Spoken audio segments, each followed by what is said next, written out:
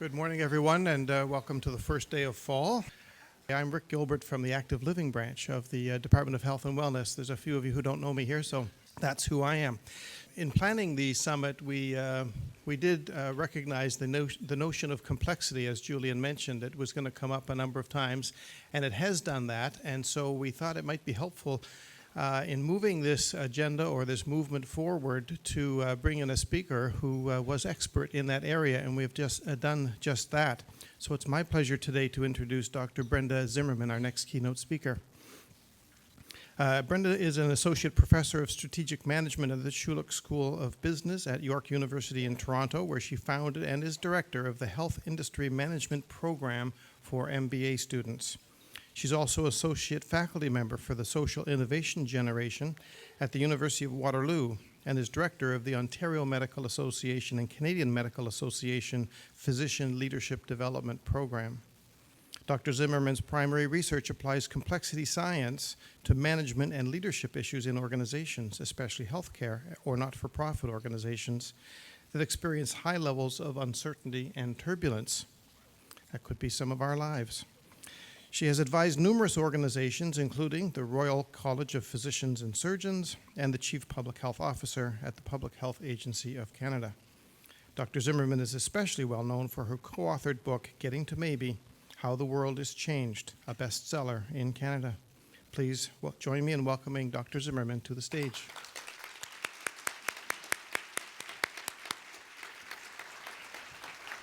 So thank you very much, Rick. And as I was thinking about today, I had one of those deja vu moments.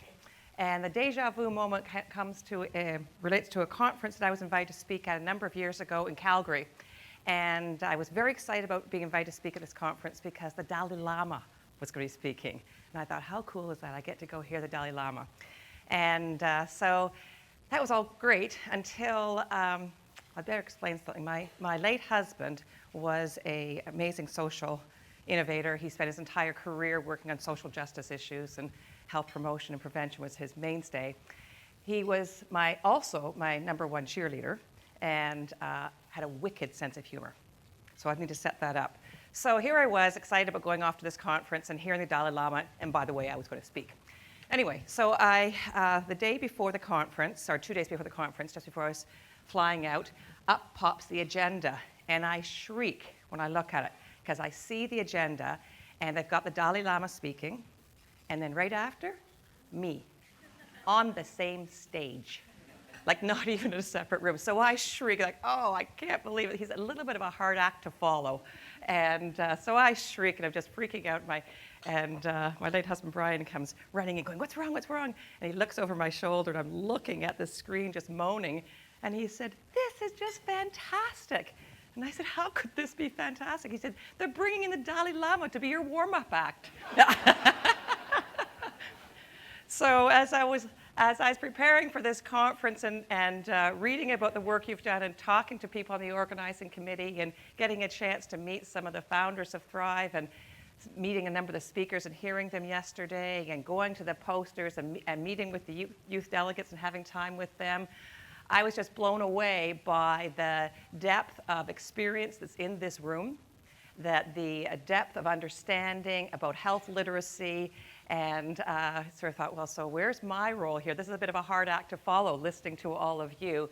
And so my hats are off to you in terms of the work you're doing, the tacit wisdom you have, the grassroots wisdom, as well as the research and the in-depth work you've done.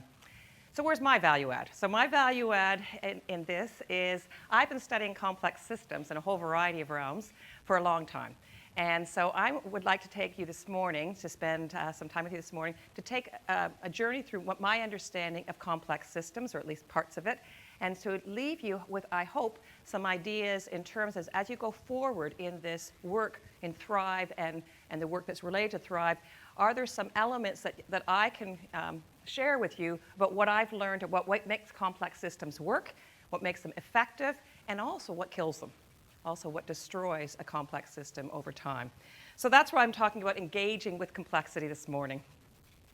And so this rather sort of dismal slide up here, why do so many strategic plans fail to meet up to the expectations. And I'm a strategic planning prof, or strategy prof by discipline at this point in my career. Even though I run that health program, that's my sort of functional discipline strategy. And it's kind of dismal to see the stats on how many strategic plans in all sectors, public sector, corporate sector, NGO, voluntary sector, that fail to live up to their expectations. And so part of the challenge is, so why is that? And what is the purpose of strategic planning and strategy in that kind of context? And so one of the things I've talked about for some time is there's a difference between, there are several types of problems, and I think we need to understand that when we're dealing with strategy making. So the first type of problem, if you will, or challenge, are things that are simple. Something like making a vegetable soup. That even if you don't have food literacy, if you have an excellent recipe, somebody can follow those steps. We've got recipes written outside in various places here. A number of you I know have been doing this, including that clip that we just saw, that if you teach people and show people the right ingredients, the right order to use them, et cetera, and the quantities, almost anybody can make vegetable soup. It is something that is inherently known, that you can actually sort of describe these things in detail. And so there are some challenges that we face in Thrive, both at the very micro level and the macro level, that are recipe-like, that are known a priori, that we know ahead of time what it takes to do these things. But there's another category of challenges, and I wish I'd actually substituted this picture. I didn't get a picture yesterday when I was at Hope Blooms of the greenhouse that they are building. But that, to me, is emblematic of something that is not simple and known, but it's something that is complicated. It's unknown, but it's knowable. And so they're bringing in all sorts of experts to build this greenhouse, not just the youth gardeners, but also they're bringing in civil engineers, geotechnical types who are understanding about a different kind of geothermal heating that they're going to have to experiment with, so bring in scientists. So when we're dealing with complicated phenomenon, we need to bring in all these experts, tap their wisdom, figure these things out. And what's very interesting about simple and complicated phenomenon, which are known and knowable, which is what the complicated is, with these kinds of situations, the more you do it, the better you get. So once they've done this once, the chance of success with the next increases and increases incrementally. So there's this wonderful, lovely progression we see with simple and complicated things. And then there's the third category, and that's the complex. And that, to me, is like raising a child. How many of you here are parents? Okay, and if you're, well, actually, even if you are a parent, but I was going to say, if you aren't a parent, you can substitute romantic relationship. But even if you are a parent, hopefully you've had a romantic relationship. So if you can substitute romantic relationship there, because it's the same qualitative phenomenon we're talking about. So how many of you have more than one child? Okay, so this is for you. Success with one child guarantees nothing with the next, right? So unlike simple and complicated phenomenon, when we're dealing with complex phenomenon, even though there's learning, deep learning, it's not the same thing as replicating success for the simple and the complicated. The challenge is, so we're talking about things in that realm, in raising a child kind of thing, or being in a romantic relationship, any of these kind of phenomenon, where we're talking about a situation where you have to use different forms of strategy making.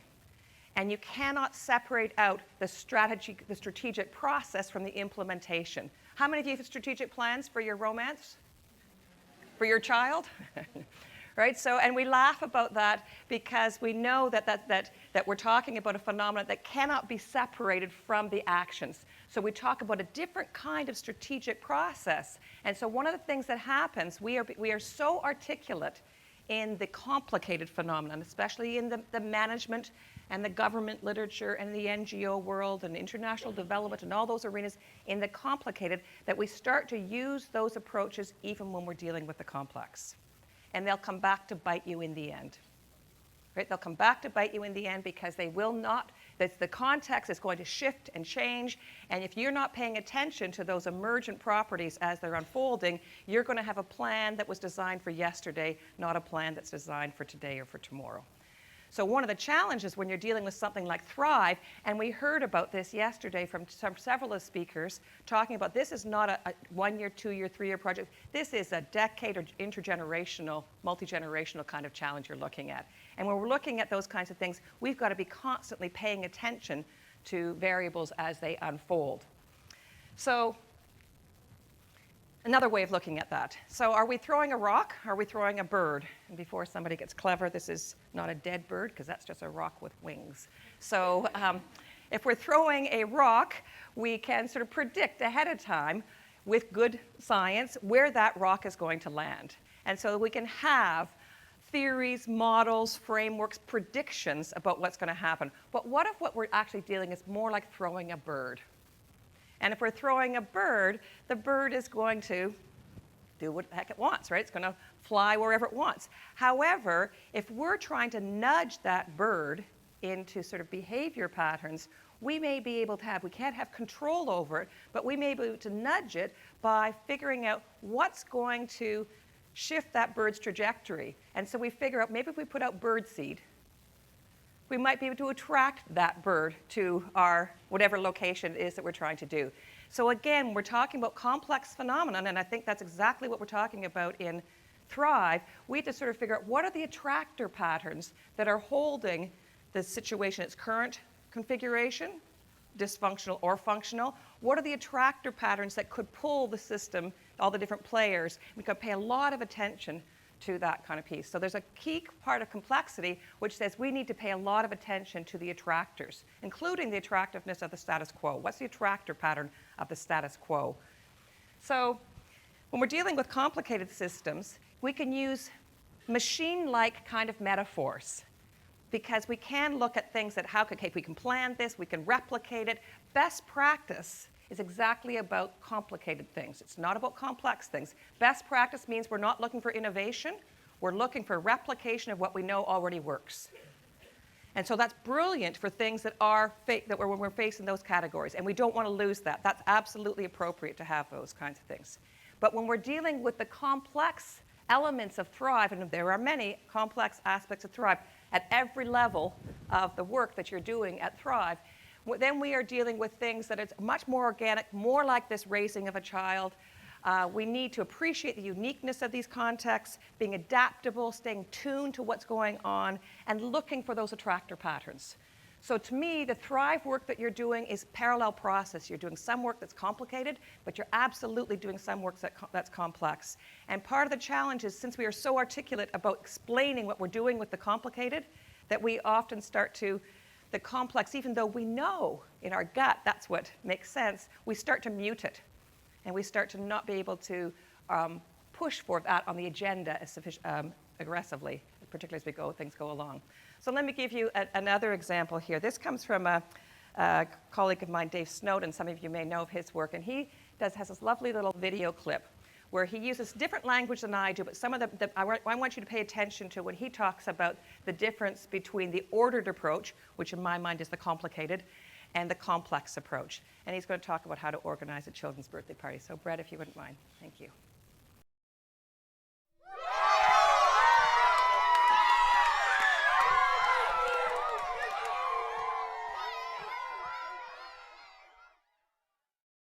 Let's imagine, if you can, that you've got to organise a party for a bunch of 11-year-old boys, and you want to apply the 3 different types of system that apply in nature. Well, if you assume the party's chaotic, the children are acting at random, you might as well buy the drugs and alcohol so the children can go on a personal experience of self-discovery. Your house may burn down in the process, but what does that matter? All property is theft, and it was socially constructed in the first place. I have friends in California who've tried this. I don't recommend it. The recovery cost is high, but it's a legitimate approach. On the other hand, the one we'll be more familiar with is the ordered systems approach. Here, it's of critical importance to construct clearly articulated learning objectives in advance of the party itself. The learning objectives should, of course, be aligned with the mission statement for education in the society to which you belong. Ideally, you should print the learning objectives off on motivational posters with pictures of eagles soaring over valleys and water dropping into ponds, and place those around the room where you're going to hold the party. You then produce a project plan for the party. The project plan should have clear milestones throughout the party against which you can measure progress against ideal party outcome. Once you've done that, the senior adult can start the party with a motivational videotape. After all, you don't want the children wasting time in play which isn't aligned with the learning objectives of the party itself. And then they should use PowerPoint to demonstrate their personal commitment to the objectives of the party and to show the children how pocket money is linked to the achievement of the milestone targets. Now, of course, the third approach, the complexity approach, is even simpler. Here we draw a line in the sand known as a boundary in complexity theory, and we turn to the children and say, cross that, you little bastards, and you die. And one of the things you learn pretty fast as an adult is the value of flexible, negotiable boundaries, because rigid boundaries have a habit of becoming brittle and breaking catastrophically. We then use catalytic probes, and I'm deliberately using the jargon of complexity theory now, football, a videotape, a barbecue, a computer game, something which will stimulate a pattern of activity which is called an attractor. And if it's a beneficial attractor, we stabilize it, we amplify it. If it's a negative attractor, we dampen it or destroy it fairly quickly. So what we do is we manage the emergence of beneficial coherence within attractors, within boundaries. And in that simple phrase, we see the promise of complexity theory for organizations and government alike. So I love this little video clip because it almost always engenders great laughter from a group, because we see how ridiculous it is to use a complicated, ordered approach for a complex phenomenon. It isn't that it's not a que sera, like the chaotic approach where you buy the drugs and alcohol for the kids, right? So the complex approach is you're paying attention, right? You've set up some conditions a priori, these boundary conditions a priori, but you're paying attention to what's working and what isn't working and adapting as you go along, right? And so it seems to me this is some of the wisdom that we can get from looking at how do we do strategy in a complex kind of context like you're working in Thrive. So this quote, he said, we manage emergence of beneficial coherence, things that are working well, within attractors, within boundaries. So how do we do that? We observe and stimulate the activity that we call an attractor. Right, so what are the attractors in all the different communities and groups that you're working in? And this is at the grassroots level, right up to the politicians. What is the attractor for the politician? What's the attractor for the senior decision maker, the funder, whoever it happens to be? How can you get them to understand that attractor? When you see beneficial attractors, you should try to stabilize and amplify them. And when you see negative attractors, you try to mitigate or dampen them. So when I was working with the youth delegates yesterday, this is part of what they were looking at. They were looking at sort of where's their role in terms of amplifying and dampening attractors that they see that are influencing health and unhealthy behaviors in Nova Scotia. So to me, one of the things that we know about complex systems is that a huge part of the behavior can be explained by this concept of attractors. And one of the things also about complexity science, which is a big, broad range of scientific theories, and that come also from the social sciences as well as the physical sciences. And one of the things that is critical there is the unit of analysis that has most explanatory power, that explains the most, is not the parts of the system, but the relationships between the parts. So we need to give just as much analytic rigor to the relationships between parts as we do to the parts themselves. So that's a key part about complex systems as well, as understanding those relationship parts. And I'm going to talk more about that as we go through. So when we talk about creating attraction for change, I don't even ever talk about resistance to change, because resistance to change, you just watch people when they talk about resistance to change, you just see the shoulders slump. Right? It's a draining kind of thing. It's that kind of crashing against the negative energy. So if you reframe that to sort of say, okay, those whatever it is that's this part of the system that's not doing what you want the system to be doing, what's attracting them to the status quo? What's the attractor? And is there some part of that attraction that you can actually use to help pull it into the next system? Right? So that's, or the next trajectory. We need to stop thinking about us and them. One of the big problems that we have with complex systems thinking or one of the challenges that complex systems thinking gives us, is that we are always of the system. We are never outside the system. So we are of the system, and so we always have to keep thinking about how we are integral to that, and setting up an us and them sets up this dichotomy which actually limits possibilities for change. Complex adaptive systems can be understood through attractor patterns, as I mentioned. And how can I make my change naturally more attractive to others, is the question that we need to be asking. When you encounter resistance, stop, ask yourself, what is it that I don't understand here? What is it that I don't understand that's making whatever this behavior pattern work so attractive? So another way to look at this idea of simple, complicated, and complex is looking at this agreement uncertainty matrix. And the horizontal axis is how much predictability or certainty there is about an issue. So if we have got a lot of good data and we can really predict it, we're down to that right-hand end. But if it's really unpredictable, we're moving out to that left-hand side of that continuum. And these are definitely a continuum. The vertical axis, regardless of how predictable a context is, do we have agreement on it? If everybody agrees about what to do, that's at the bottom. If we have as many opinions as players, that's at the top. So when we're dealing with things that are relatively predictable and we've got pretty good consensus on what to do, we're talking about things that fall in the simple or in the complicated realm. Our challenge is, colloquially, we sort of deemed that if we can't plan or control something, it's going to be chaotic in the colloquial sense that it's all going to fall apart.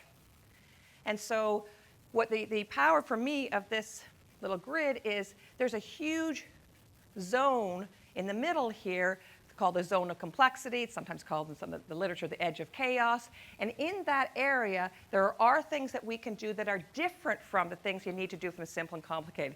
Go back to that 11-year-old birthday party, or go back to the idea of raising a child or being in a romantic relationship. It's not that you're not being strategic. I think I'm highly strategic as a parent, and have always been highly strategic as a parent. I have 2 daughters. One of them has a moniker of urban girl, and the other one has the moniker of bushwoman. And they are totally different. Urban girl lives in a small, tiny condo in downtown Toronto, wears stilettos, and has sort of a management job. And bushwoman has dreads down to her waist and couldn't imagine living in a city. Just gives her the heebie-jeebies, and much more comfortable in a tent in the bush.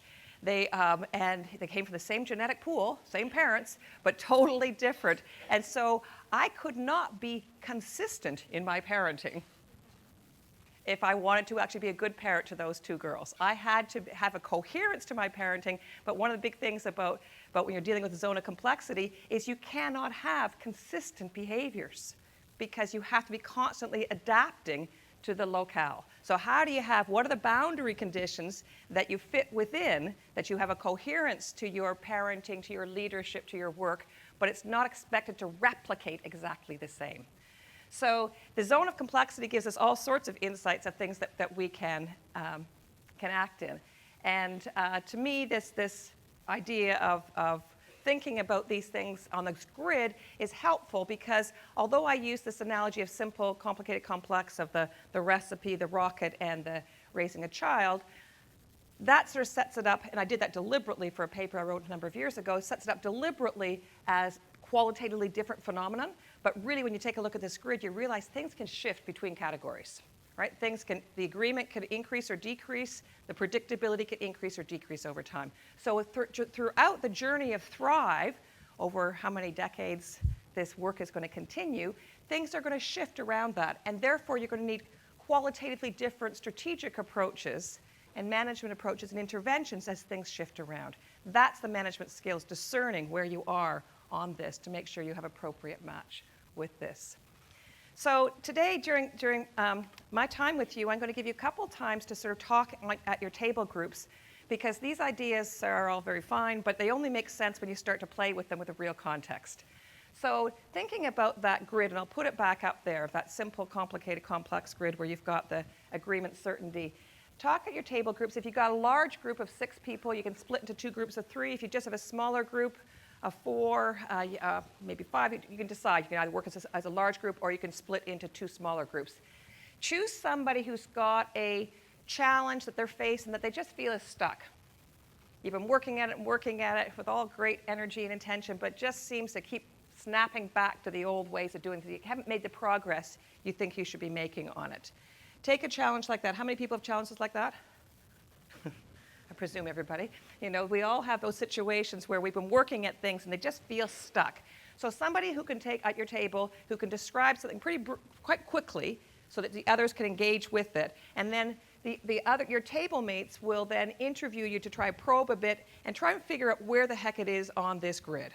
Okay, is this really a simple, complicated, complex, or is it truly out in that bizarre zone of the chaotic area?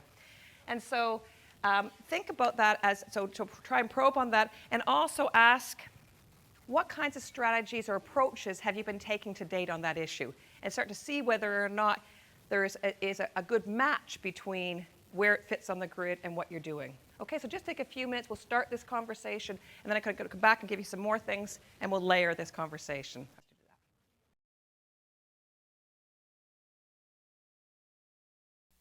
All right, I'm going to interrupt your conversation. I'm going to have you come back and revisit this challenge.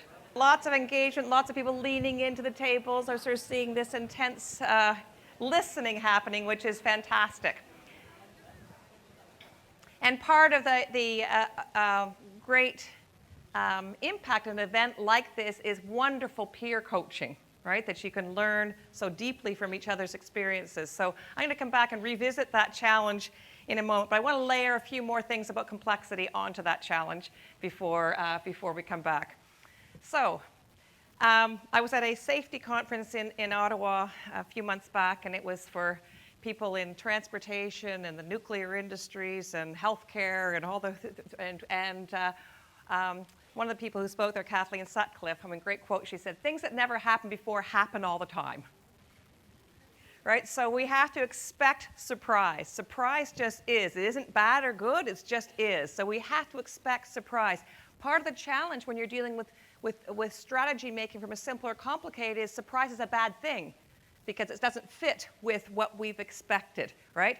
And so with complexity, surprise is going to happen. Good surprises and bad surprises. And we have to be able to be adaptable and flexible to deal with that. So there are ways of doing it. It's not just, I certainly don't want to leave you with sort of saying, oh, it's so complex we can't do anything. I want to do the exact opposite.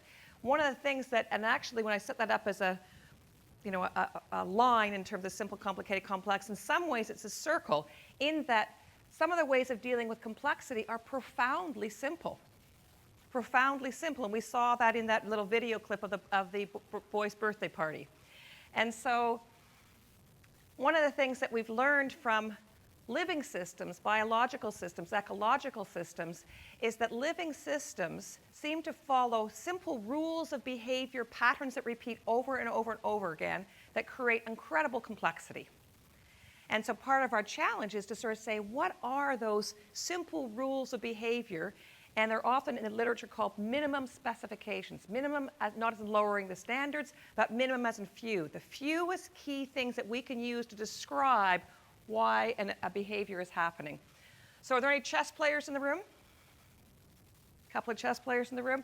So if you're trying to teach somebody at your table who's never learned how to play chess, you could probably teach them the rules of chess in about 5 minutes, right? Here's how a pawn moves, here's how a rook moves, etc. Teaching them to play chess is a lifetime, right? It's an infinitely complex game with a few simple rules. Democracy. We could argue it's the same kind of thing, right? Few simple rules that keep democracy in its messy coherence. Ant colonies, termite colonies, see those are massive structures that are created by these iterative patterns that repeat over and over again. And Boids. Some of you may not know what Boids are. Anybody here ever been to Brooklyn, New York? What are Boids?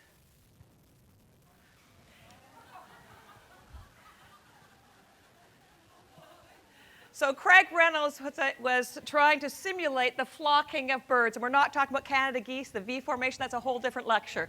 We're talking about starling or a school of fish or a hive of bees when you see them in that kind of formation. And so something like this is actually these Boids are actually a flock of flamingo flying over Lake Tanzania. So when you see birds in this formation, this is a wonderful time of year to watch this, right? The flocking of birds. When you picture that kind of behavior, it's really quite magical to watch. So Craig Reynolds was trying to simulate the flocking of birds in his computer simulation. But because he was from where he was from, every time he got up to talk about it, he said, okay, today I'm going to talk about Boids. And they said, did he just say Boids? And he said, no, I said Boids. Anyway, he gave up. So they're now called Boids. So he was curious about this because normally, and I did this with the youth delegates yesterday, we did a little flocking exercise. And so I asked them, what do you want to be? Birds, fish, bees, birds, fish, bees, whatever. Anyway, they decided they were going to be a flock of birds. So I was a predator to that flock of birds, and I was flying amongst their midst. And I said, so how do you as a flock respond to stimulus of predator?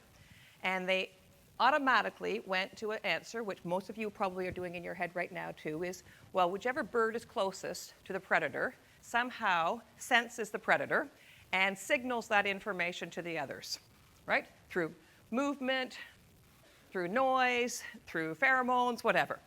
If that was the case, I asked the youth, so how quickly would the flock respond to stimulus of predator compared to the individual bird that first sensed it? It would have to be slower because there's going to be the delay as you sort of spread this information through. So I said, well, how many of you ever had a bird hit your window? How many of you ever had a flock hit your window? So I said, well, if the flock was slower to respond to stimuli, wouldn't we be having flocks of birds hit windows all the time? So they thought about that for a bit. Anyway, so I said, well, so what Craig Reynolds had discovered talking to biologists, when birds, fish, or bees are in this self-organizing state of the flock or the swarm or the school, they are ultra-sensitive to their environment, such that collectively they can respond to a stimulus up to 50 times faster than any individual bird, fish, or bee could respond to the same stimulus. Their collective intelligence is more powerful than the big brain theory of management. Right? You can't put, I presented this slide once to the board of Molson when it was a big Canadian corporation, and the CEO just said, Brenda, I'm sure there's a CEO in that flock of flamingos somewhere. It just couldn't buy into the fact that it couldn't be explained through a hierarchical mode. You can't explain it by the smart bird phenomenon. So how do you explain it? You explain it by the relationship rules between the birds. What are the rules of relationship that are holding that system, that giving it such profound capacity to respond to stimuli? So he tried to simulate this, and he put some relationship rules in his computer simulated voids on his computer. So here are his flocking rules, if you will. So maintain a minimum distance from other voids and objects. Notice how when they flock, they don't bump into each other, right? Unlike our highways when we get too close to each other. Match the speed of the neighboring voids. So when you watch a flock, you know how sometimes it feels like it's just one group, and then but you watch it closely and you see they're not all doing it. It's not like army ants. They're not doing it in lockstep. And the third one, and the third rule is interesting, move towards the perceived center of the mass. You get those rounded edges. When he put these three rules in his computer simulation, he got his artificial birds, his voids, to respond to stimuli up to 25 times faster. So it's still not Mother Nature's rules, but it's better than our hypothesis, which is something senses the stimulus and then transmits it. So these aren't the rules, but they have more explanatory power than what we had with our hypothesis.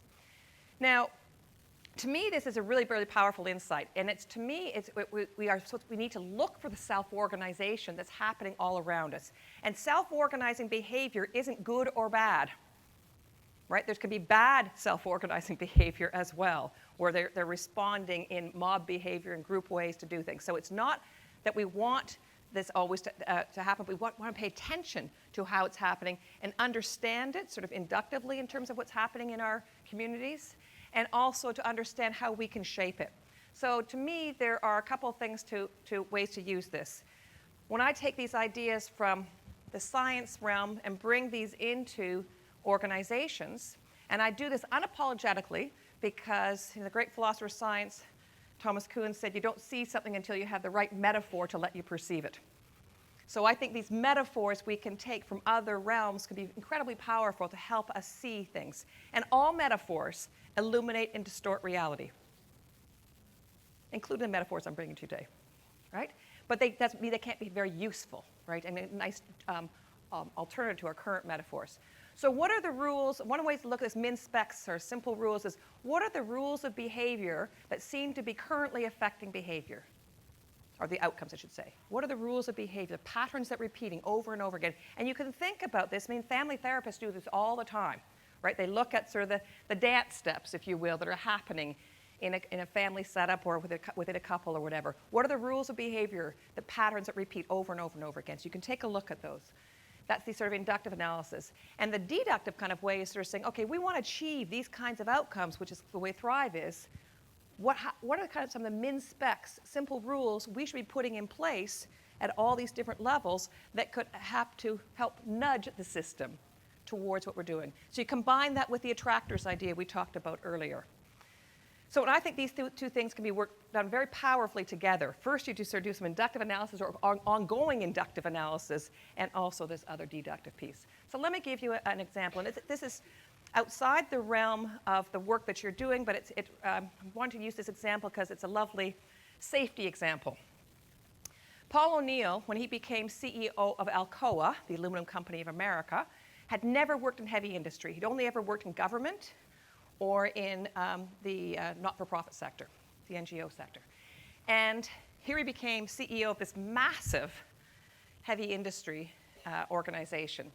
The first month on the job, he was brought to his desk the safety report. Well, the safety report is actually the injury report, right? It's how many people were hurt at work at Alcoa that month across the globe.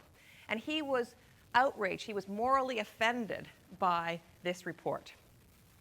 And the people who sent it, who were sitting across the table from, no doubt were rolling their eyes, not so he could see because he was the CEO, but no doubt because he hadn't a clue what he was talking about. He'd never worked in heavy industry. What does he know about heavy industry? And they said to him, we're doing great. We're at the top quarter in terms of safety records in heavy industry. We're doing great. We can't afford to get any better. Woo, those were fighting words to Paul. So he said, at that point, Alcoa had a campaign going on, safety's a priority at Alcoa. And he said, that campaign's over as of today. He said, safety's no longer going to be a priority at Alcoa. He knew this idea about min specs, simple rules.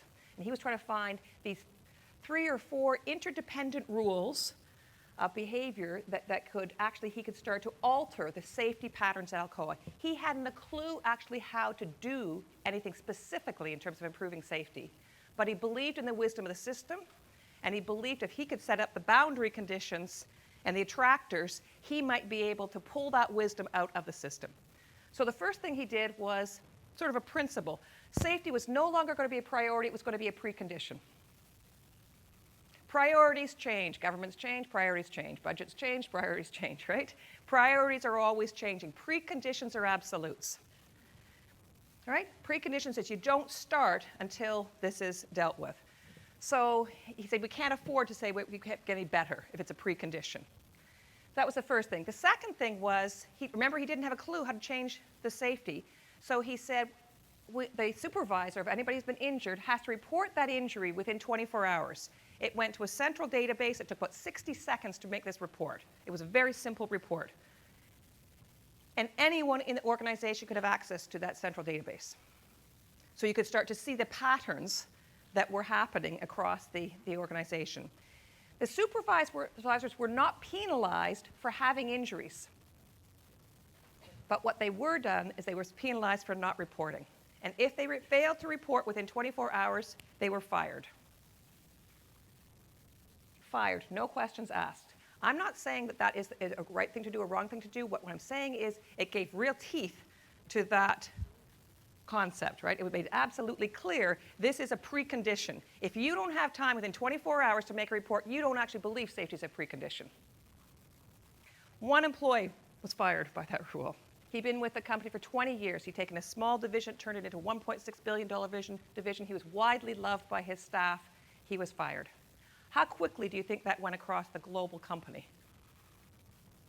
Right? Faster than one of those horrible jokes that go through on the email jokes or whatever, right? Just sort of zoomed around the planet for everybody on the organization. Whoa, okay, this is serious. Safety really is a precondition. Third thing he did was he had small incentives, attractors, if you will, to share lessons learned, including mistakes. Mistakes, near misses, and successes.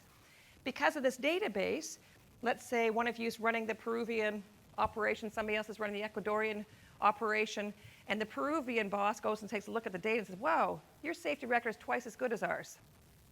What's going on there? Can I send some people over to go and learn from you to find out if there's something that we can learn? Remember, they were doing so well. They were in the top group of industries. Within 18 months, they improved their record tenfold in terms of safety.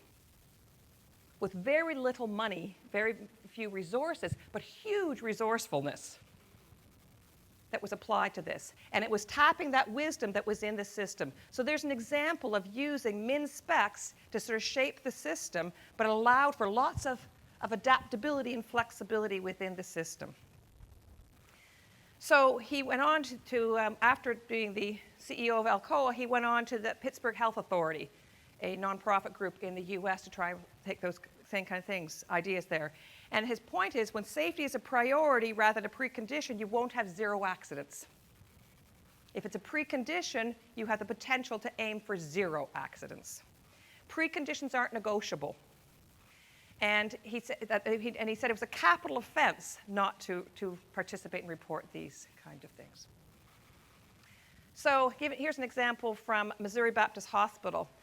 And this was about another example of safety, because I spend a fair bit of time in patient safety these days. Fix what you can, tell what you fixed, report what you cannot. Everybody in the organization knows those, from the cleaners right up to the CEO. Everybody knows that's their kind of rules that they need to follow. Clearly, they have safety manuals and all the rest. But the real thing that shapes the safety culture of that organization are these min-specs, these 3 simple rules. And they are evaluated and rewarded and compensated for following these kind of simple rules. So min-specs, or simple rules, are very different from a checklist. Checklists are brilliant for things that are simple and complicated, for things that are recipe-like or things that are replicable. They're great because you can lay out the clear task. You know the optimal process ahead of time. You know the steps to control that. They're articulated. It's about consistency and efficiency. And there's lots of your work at Thrive that falls into that camp. And then there are aspects that fall under the complex. And these are things where the min-specs are simple rules. When you need to adapt quickly to changing circumstances, you set boundaries for acceptable behavior, but you leave lots of room for contextual adaptability and flexibility. And it's not about consistency, but about coherence. Go back to my parenting of my daughters, right? It's about coherence, not consistency. And the goal is adaptability. So these 2 pieces are cousins. My challenge to you is, because we are so articulate and because most of our macro systems ask us to talk in checklist kind of ways, we end up pretending everything can fall under that camp when lots of things clearly cannot. So picking up on some of the things yesterday, when we heard Minister Levine talk, he talked about, why is our health not a sacred value in Canada? To me, and then he said it should be a priority. But I think it should go beyond being a priority. I think it needs to go beyond being a priority, being a precondition. Right? And if it's a precondition, if that sacred value is a precondition, every decision that we make is going to go through that filter. Right? And it's going to influence all these decisions. And it would be a minimum specification, be one of the minimum specifications that we are using that are creating those boundary conditions. And picking up on what Trevor was talking about yesterday, it picks up to me on this concept he was talking about, this governance for health idea. That picks up on the same kind of precondition idea that I'm trying to display here today. So min-specs allow for the swarming behaviors you see in the flocks. They give enough of a sense of direction without overly specifying. Therefore, local solutions can be discovered at the edges rather than always at the center or the top. And following the same rules can result in different outcomes, though. So you have to be prepared for that. So it creates coherence, not consistency. You're not going to see things replicated exactly the same. But it does allow for constant adaptation and innovation to contextual factors as they change over time, and the smoking example that Trevor was talking about yesterday, again, marvelous story, and you sort of follow the evolution of the smoking story, and it changed over time as things shifted decade by decade in terms of what was needed. Okay, so with that in mind, I hope that sort of sets up the stage of the why it's so important for us to think about min-specs or simple rules, both observing them and also figuring out how to shape them. It is challenging, by the way, to do that. It's much easier for me to put up in bullet point slides here than it is to do in practice. It's easier to come up with 23 new policies than to come up with the min specs. Right? The min specs that are really going to work to start to shape these things. But I think it's really important work to be doing. The other piece that I want to pick up on here today is the role of inquiry and questions in complex systems. And this great quote, David Cooper writer and Diana Whitney wrote this book a number of years ago, human systems grow toward what they persistently ask questions about. So we are shaping the trajectory of Thrive by the very questions we ask. The questions we've written down as we've listened to speakers and been participating in conversations, the questions that are hanging around our heads, the questions we come to the mic with. All these questions are shaping the trajectory of Thrive. And so we need to be very cognizant of the typology, if you will, of questions that we're asking and how that influences the shape of the system. So let me give you an example that I studied a number of years ago and continue to sort of study on the periphery a bit, which is Brazil's challenge to the public health crisis of HIV/AIDS. And I want to use this as an example to show complexity principles that were implicit in what they were doing and the power of inquiry changing the questions. So to put this in context, anybody here from Brazil? No? Okay. So Brazil is a physically large country. It has some very sophisticated cities, and it has huge parts of the hinterland, if you will, that don't have infrastructure that we would recognize, particularly the health arena. There are no clinics, there's no nurses, there's no doctors, etc. High levels of illiteracy. At the time I was doing the research, the per capita income was about $5,000 per year, and the cost of the antiretroviral drugs for HIV/AIDS in those days was $12,000 to $13,000 per person. The HIV prevalence in Brazil was higher than South Africa's in the 1980s, and yet it had stabilized for 20 years at 0.3% of the population in Brazil, where South Africa's continued to climb and is now sitting around 12.7%. Interestingly, South Africa has $5,000 per capita income, has large sophisticated cities, has huge parts of the hinterland which have no health infrastructure, and has high levels of illiteracy. So huge, huge cultural differences. Don't get me wrong, those cultural differences are integral to this story. But it was interesting in terms of the data points. Both of the countries should not have done well in terms of the HIV/AIDS challenge. In 1992, the World Bank did this massive study predicting what was going to happen to the HIV epidemic globally. They underestimated by quite a significant amount what the spread of that, how quickly that disease was going to spread and the extent of the spread. They underestimated for every country except for Brazil how many cases the country would have. In Brazil's case, they overestimated by 100%. They were off. It was half the number that they expected. So that made me curious. Okay, so what the heck happened in Brazil that made them go in a trajectory that seemed to be impossible? What the heck did they do? Because they didn't have more resources than these other countries. What was it that they did? So how do you respond to AIDS epidemic in a developing country? And I know that Brazil is a rich country in that mix. However, in that regard, it was still not wealthy enough to handle that kind of cost of drugs. They were predicting double-digit infection rates and prevalence rates in Brazil by the year 2000. They had no money for expensive drugs. You've got the problems of affordability of drugs. It's a this is a technical term, iffy healthcare system. So although they did have sophisticated hospitals, pharma companies, et cetera, most of the country hadn't seen that, had been exposed to that. So you've got problems of treatment because in those days, although it's simpler now, in those days, following the drug protocol for HIV/AIDS was complicated.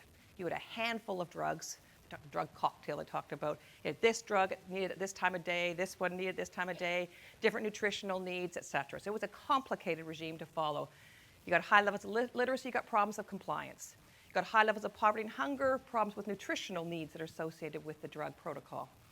And of course, it's a sexually transmitted disease, which makes it challenging to talk about as well in a socially conservative country. So the questions that were posed by the World Bank, and I'm picking on the World Bank only because I had really, really good data about the questions they asked. But I would argue that all the large organizations in the North and the West ask the same type of questions. What will the drug cost be for the infected population? If you're expecting double-digit rates, the number was always going to be enormous and more than they could afford. What resources are needed to manage drug therapies for illiterate patients?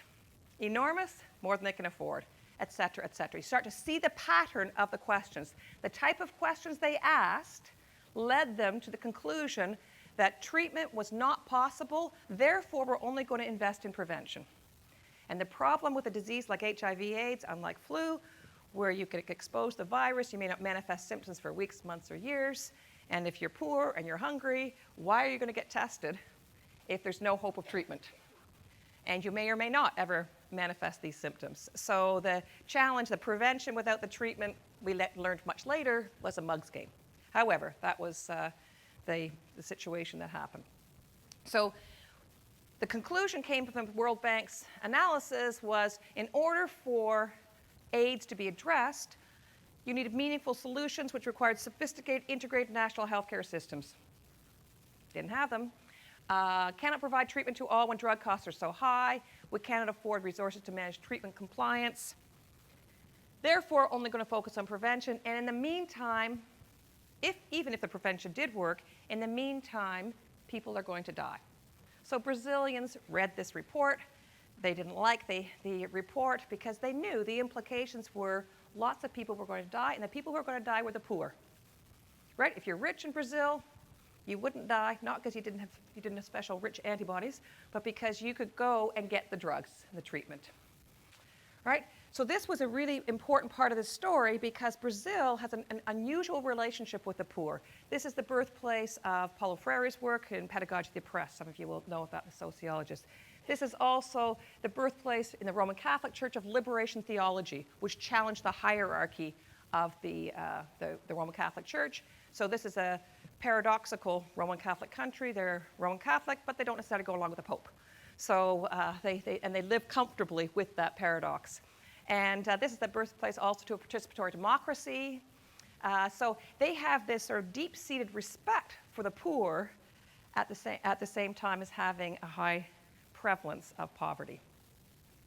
And so they didn't like the answers that the World Bank gave them. So this is going to sound profoundly silly, but I think it's profoundly simple, is if you don't like the answers, change the questions. If you don't like the answers, change the questions. Why? Because if you change the questions, it may reveal different entry points into that challenge. It may reveal different data. It may reveal different solutions. Things that were deemed impossible may become possible.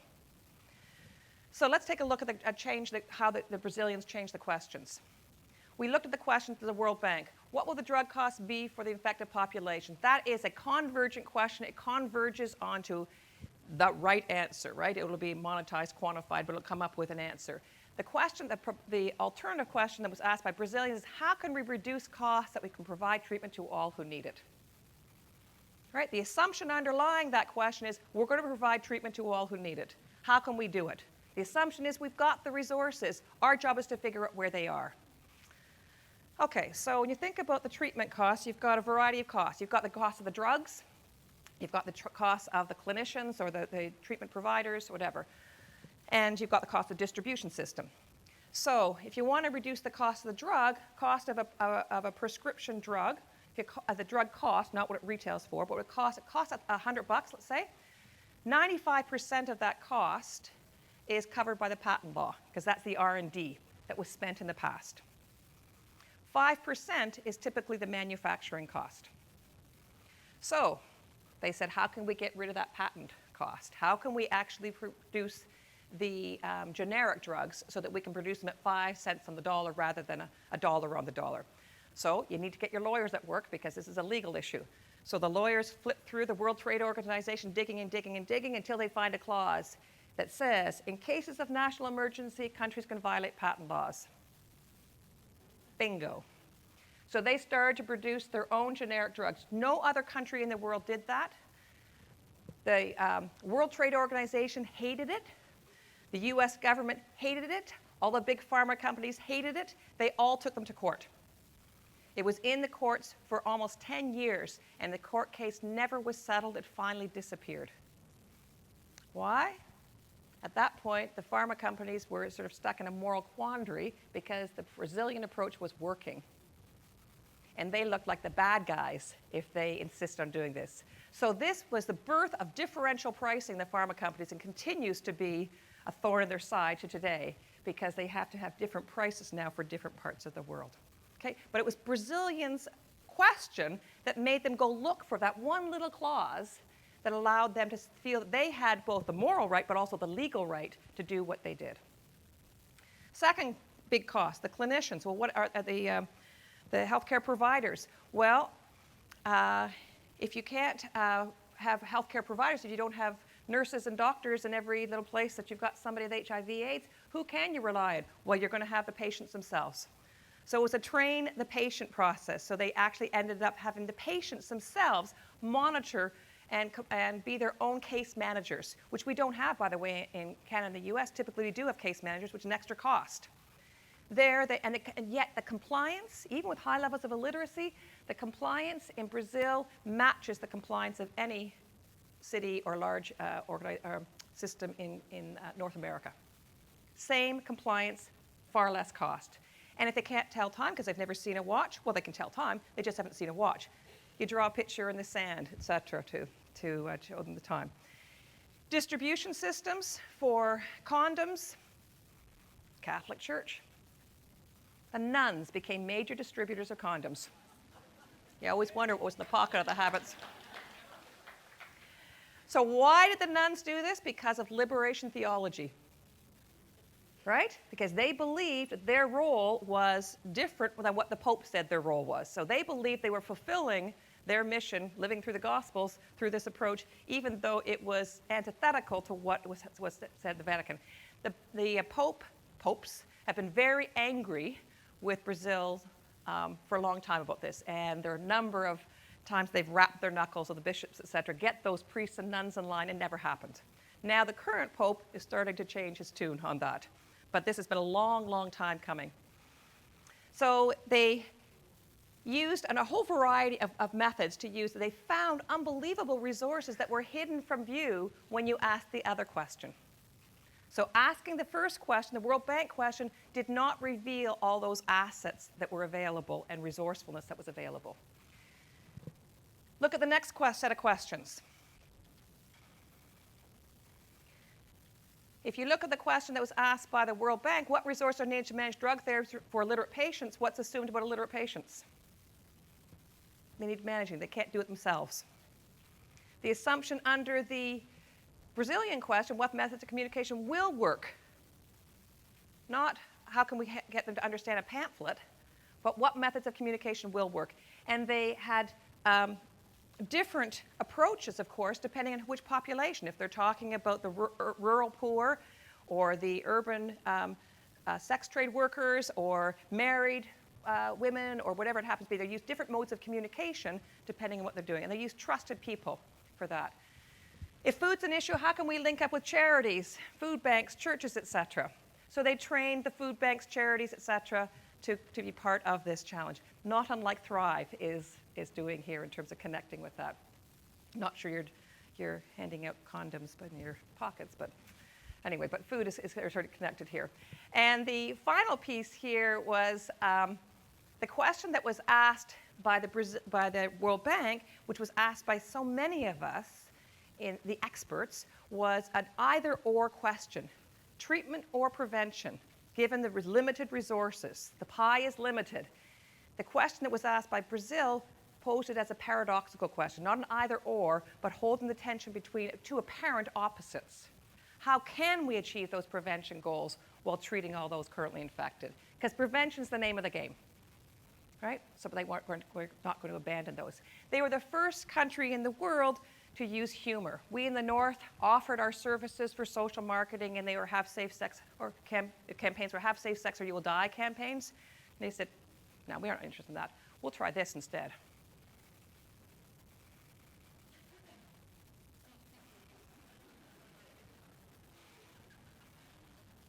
So they had outrageous campaigns like this. So, these three women are sitting around a coffee table, which actually is a condom, and the caption is, with a condom. They'll say, yes, yes, yes. So they had, do you remember this movie a few years ago? So they mimicked that poster and created this. And he's actually lying on a bed of red condoms. And what it says is, do what you want, but do it with a condom. And I have to take this down because no one's looking at me. Okay, so. But they used these outrageous campaigns to get people's attention. And people had one of two reactions. They either were shocked and appalled, or they laughed. But either way, they talked. And the HIV literacy climbed and climbed. And so they found ways to use the resources they already had in the system to have people take care of themselves. They provide drugs, as I said, to all who needed them, and they used the informal system to train people to take care of themselves. They did indeed seek both short-term and long-term solutions. They never lost sight of the long-term view when they were doing the short-term things. And that's what I've found very interesting. A number of the conversations that I've heard here is that lovely tension you're holding between the short-term interactions and the long view here.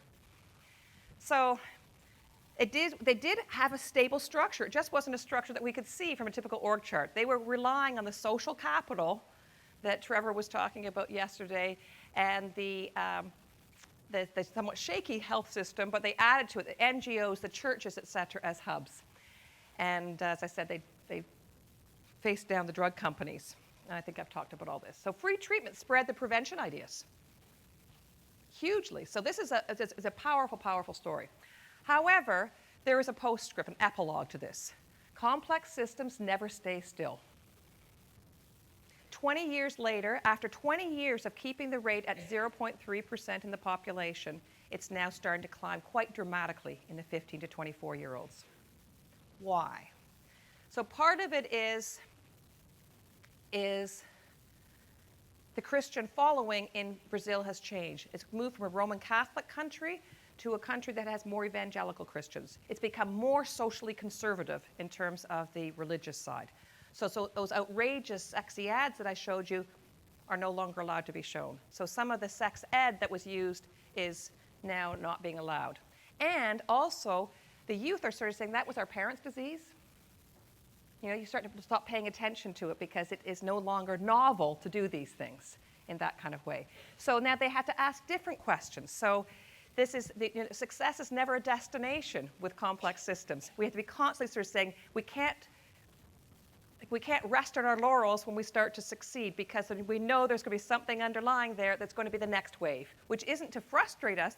This is a wonderful success story, and it also has other chapters. So I don't think this epilogue means, oh, therefore it was a failure.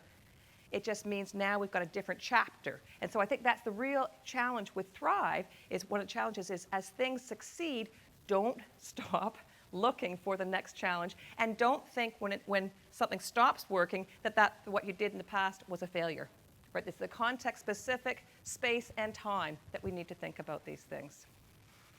So with simple and complicated things, it's perfectly appropriate to plan first before you act. It's lazy not to do that, right? If you can do your homework. You aim for consistencies and best practices. You want to have predictions. And you want to have buy-in. Buy-in is not what you want for complexity. Okay? Buy-in is somebody else telling you or selling to you, or you're selling to somebody else to get them to adopt your ideas. And that's all about a resilience, that's more about engineering resilience. So with complexity, those tight iterative feedback loops like you have with parenting, that you're acting and learning all the time and constantly adjusting there. And you're aiming for, so it's an iterative approach, lots of attentiveness. You can't sort of say the strategy's done. The strategy's never done in Thrive. It's always going to be reinvented and needs to be reinvigorated on an ongoing basis at the local level as well as all the way across the scales. You need to aim for coherence, not consistency. You don't want it to look exactly the same everywhere you do it, right? Because it's going to lose its power of locally shaped and contextual specific solutions. I believe that some of those emergent outcomes can be shaped by min-specs, or these simple rules. We need to have ownership of the approach. So ownership is completely opposite of buy-in. We often use these things simultaneously. Yeah, we want ownership. Yeah, we'll get buy-in. So I think that there's the exact opposite approaches. We want to have that ultra-sensitivity to the environment, which means we need to have that collective wisdom. How do we shape it to really tap into that collective wisdom, not just at the beginning of the process, which always happens in strategic planning, but all the way through the process. And we want more of an ecological resilience. And by that I mean with engineers, when they talk about resilience, they want things to snap back, either to the status quo or to whatever it is they built, right? They want things to go back to the predictions, the plans, as opposed to an ecological resilience. So when you talk about this, it's very interesting. You talk about the resilience literature, you got to know, is it an engineer talking or is it a biologist talking? Because they talk about it very, very differently. The ecology literature talks about this adaptation and deep change through creative destruction, which allows for the system to continually learn from, I should say surprise. I covered it up there with my picture, sorry. So buy-in. Somebody else has developed the idea, made the decision, designed the action plan. And then they ask the staff or whoever, citizens, to implement it. Ownership is when the people at the front line, whatever that means in your context, develop the ideas, make the decisions, design the action plan, and work on it. Doesn't mean there isn't a role for top leadership. Think about the Paul O'Neill story, Alcoa. It's exactly what he did. He got ownership by creating the conditions at the top that allowed for local ownership of all these different ideas. So I think buy-in is a danger signal that you're probably going to have some trouble with a plan. So I'm going to ask you then to go back to your stuck problem, and that we were talking about at your table groups, and I'm going to ask you to talk to each other about, are you aiming for buy-in or ownership? Truly aiming for buy-in or ownership? And are you looking for consistency or coherence when you're looking at that challenge? Okay, so I'll give you a few minutes to huddle at your table.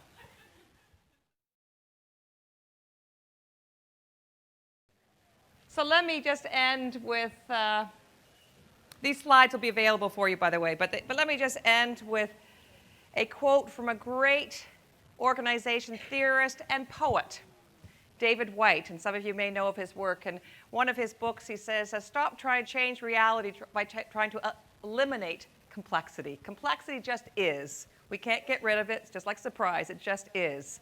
So we have to learn to live with it, embrace it, work with it, understand it, know when we need to minimize it, know when we can't minimize it, etc. And these two pictures here were, to me, an example of this. A number of years ago, I was taking some voluntary sector leaders from Canada on a leadership program, and we ended up in New Delhi for this part of this work. And at the bottom picture, we're standing on the balcony at the YMCA in New Delhi, looking out over one of the poorest slums in the world.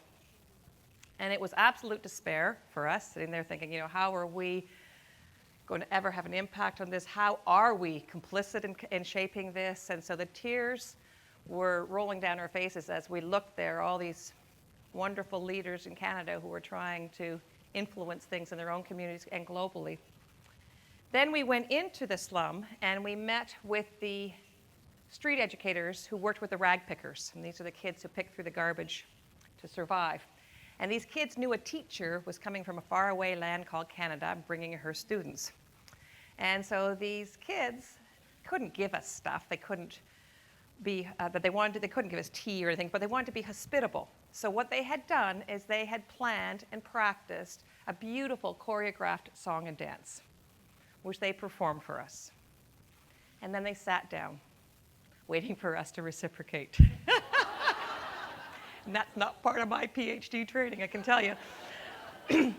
So of course, all of my adult students suddenly are pushing me ahead. You deal with this thing. We're not dealing with this. So I'm standing in front of these kids, and they're waiting expectantly for me to do something wonderful.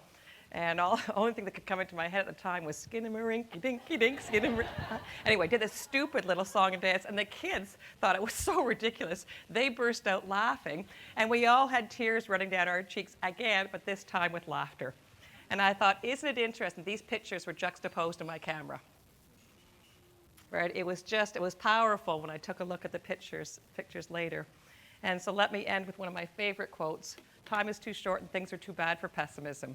So congratulations on the work you've done. Good luck on the rest of the journey with Thrive, and I'll be looking forward to hearing more chapters about it. Thank you. We have invited Brenda back up in front of the room. This is an opportunity to continue the conversation by asking questions. This is an opportunity to get some clarification if you need it. The organizing committee will be picking up those post-it notes with your highlights. But right now, I think you're going to be talking about questions and inquiry questions? Yeah. Yeah.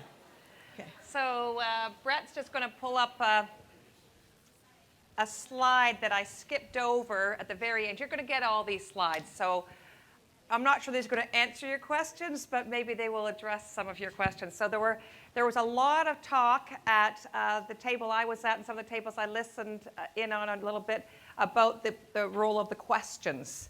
And so I put on the bottom of this slide, there's different kinds of questions you need to ask when you're dealing with a simple or complicated challenge, and some of the Thrive challenges are simple and complicated, than when you're dealing with the complex aspects or a complex challenge. So I contrast problem solving with appreciative inquiry. And a lot of you are very familiar with appreciative inquiry or asset mapping and that kind of piece. So I just sort of, in a real nutshell, the difference between problem solving approach and appreciative inquiry approach. The way I look at it, I'm simplifying it here. Problem solving, you always start with what's screwing up, right? Where's the gap? Where's the deficit? What isn't working? That's your starting point. Then you do analyses, root cause analysis. Why isn't it working? What's causing that problem? Then what you do is you come up with alternatives, and then you decide what you're going to do about it, right? That's problem solving in a nutshell. If you do appreciative inquiry or asset mapping, you start with what's working brilliantly. And then you do the same kind of analytic process. Why is it working brilliantly? What are the assets or preconditions that are creating that brilliant outcome? And then you sort of decide, okay, so what do we need to do, including getting out of the way, because if it's already working, your job is not to get in the way of what's already happening. But anyway, whatever you need to do to deal with that and coming up with your conclusions. So I do an exercise with all sorts of organizations across all sectors, including corporate sectors. And I have them do appreciative inquiry exercise. They don't know they're doing appreciative inquiry, but I basically get them to do appreciative inquiry exercise on a great collaborative success story or something that happened better than they expected to be. And I ask them to interview their partner, and then I come back and I say, okay, in the sky, they put the titles of their stories. And then I ask them, okay, so what would create that success? What were the assets or preconditions? And then we see the assets and preconditions across all these stories. I've been doing this same exercise for a long time. Every single time I step back from all the assets and preconditions, I say, okay, what do you see? And they go blah, blah, blah, blah. And I said, what don't you see? Money. Never shows up when you do that kind of piece, which is fascinating because if I did this problem solving on the same challenge, the first thing that comes up almost always is money.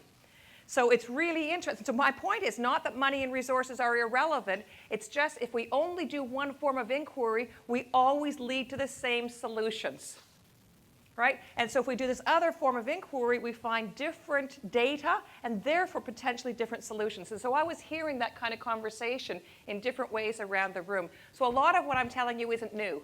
A lot of what I'm doing is just reinforcing what you know and just sort of saying when you're dealing with complex contexts, like raising a child again, you sort of figure out, well, what's already working and how can I build on that and grow that? And that's working with the natural attractors, right? That's how that all fits, right? So I just wanted to reinforce that and the convergent and divergent questions. You need to be skilled at asking. So part of your challenge as leaders, and I argue all of you are leaders in this room, playing leadership roles in various ways in your systems that you are engaging with. Your job is, in large part, to discern what kind of question is needed now. What kind of question? Not even the question, what kind of question? Is this the time for an appreciative inquiry question? Is this a time for a problem-solving question? Is this a time for a convergent question? Or is this time for a divergent question? Is this a time to ask questions to get the data? Or is this a time to ask a wicked question to hold the tension between two opposites, those kinds of things. I think that is a real leadership skill that is needs to be further developed in the kind of work that you're doing and beyond. So that, we just wanted to put that out there in terms of some of the questions that were coming back about the inquiry piece.